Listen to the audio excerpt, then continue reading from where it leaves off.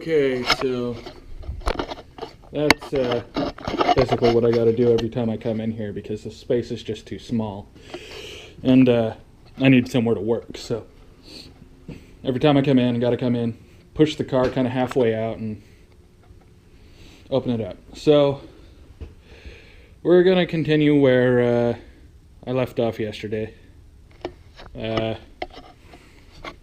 which is basically taking these accessories off of this fender here. So the horn, I guess this is the windshield washing fluid. I didn't think this thing had a computer, and evidently I was wrong because I think that's what that is, and I'm not sure what this is, but I guess I'll figure it out when I look through my manual. But all this is coming off, and so that I can take this off. After that, I guess I'll be unplugging all of the lights. So these are just plugs here. I mean, you guys work on Jeeps, so you know. But they're just plugs. They come off real easy, and then I'll take this off. I'm going to leave the headlights in. That sounds ridiculous, but I'm not touching this grill after I take it off. So I'm taking it off. I'm going to put it in with the radiator, and it's going to stay there until I put it back on. So nothing should happen to this, hopefully. Yeah, and I was running it over in my head this morning, and I think once I get this front clip off, I am going to remove this wiring harness completely so I can lay it out. I'm just going to put it in a box and label it, keep it somewhere until I need to go through it. I'll also probably take off the brake booster and master cylinder,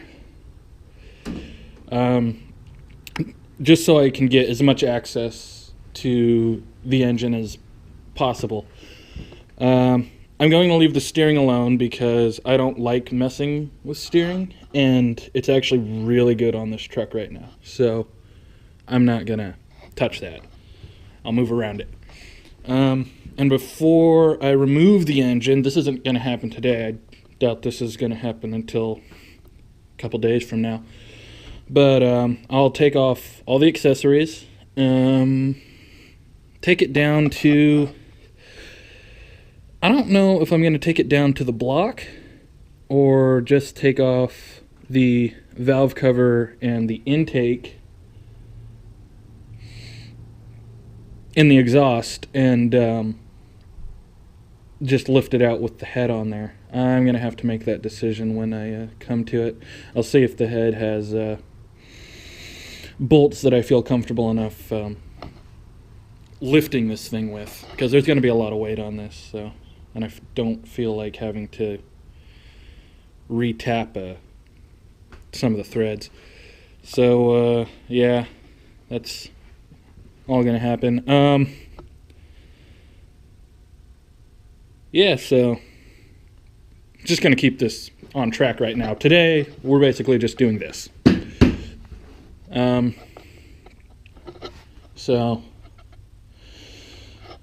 well, I ain't got nothing else to say, so let's get started.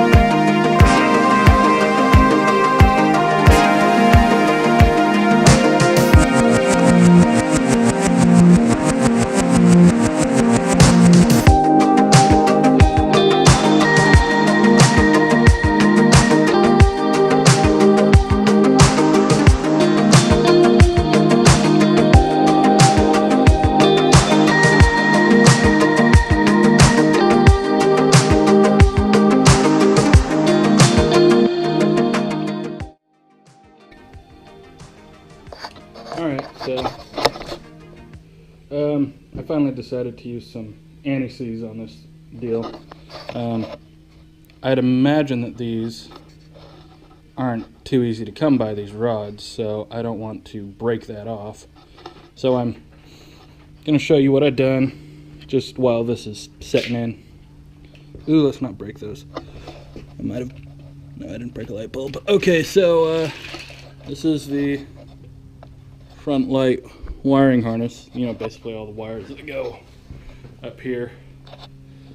That right there is for the horn. That right there, that yellow one, is for the washer fluid. So yeah, that's what this is. This is kind of a lot less complicated than I thought it would be.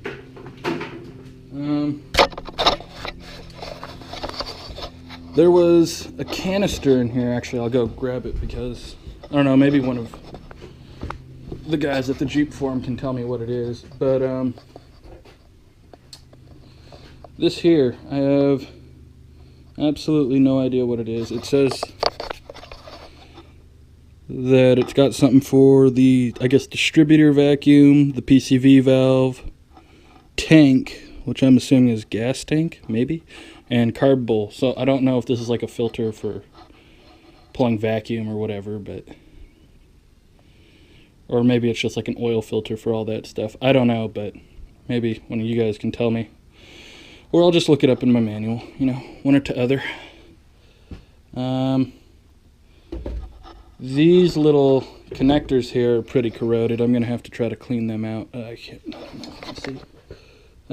So, yeah, they've got some of that green corrosion on them that you get with electrics.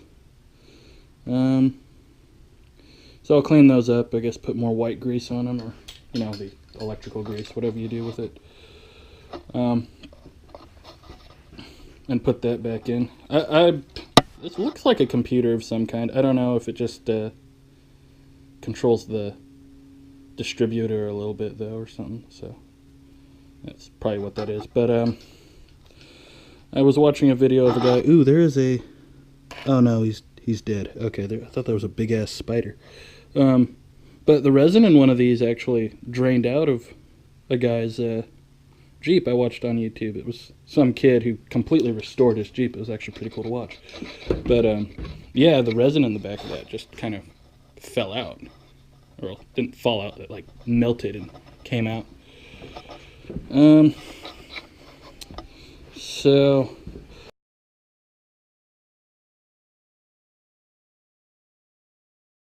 okay, so what I decided to do instead of taking these off and potentially breaking these was take them off up here. I was thinking about doing this earlier, you know, from the get-go, just so that when I put it back together everything was already aligned without messing with this. But I decided against it because these are long and I don't have much storage space, but I went back to it because I don't want to break these. And I think that I can work something out so that these aren't too much in the way. So when I put it back on, this should go in right, you know, it should go on exactly the way it came off. So here, get a big moment. We're taking it off. And a little bit closer like that.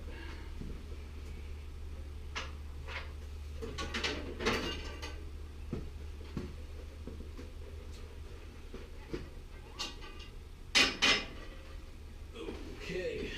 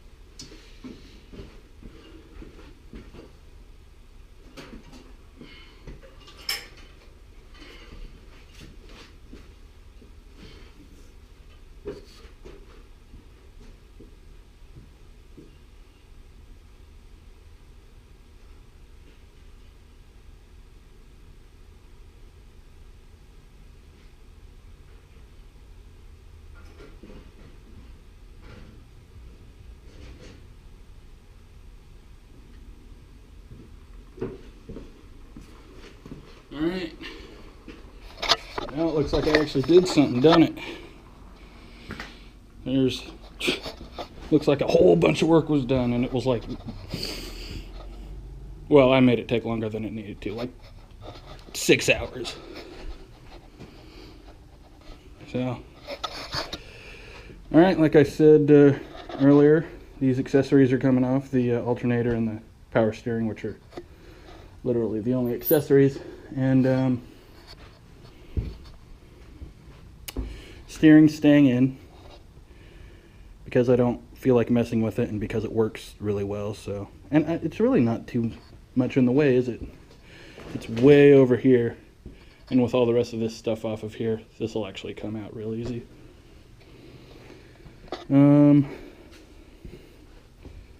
I think before this is all taken off, I'm going to start removing, you know, the filters and distributor cap, wires.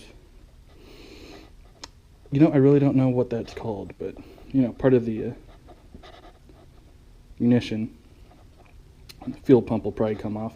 I just don't want any, like, bits hanging out that can break off while I'm doing this, because I don't have a lot of room in here, and this is going to have to stay stationary while I'm pulling it out, and I'm going to have to roll the Jeep back.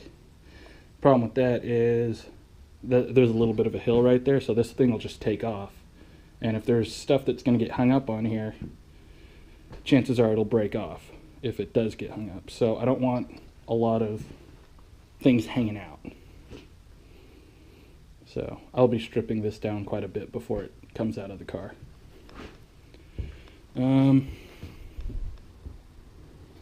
Yeah, so this is how far I've gotten. I'll probably be taking these off today. So, alrighty.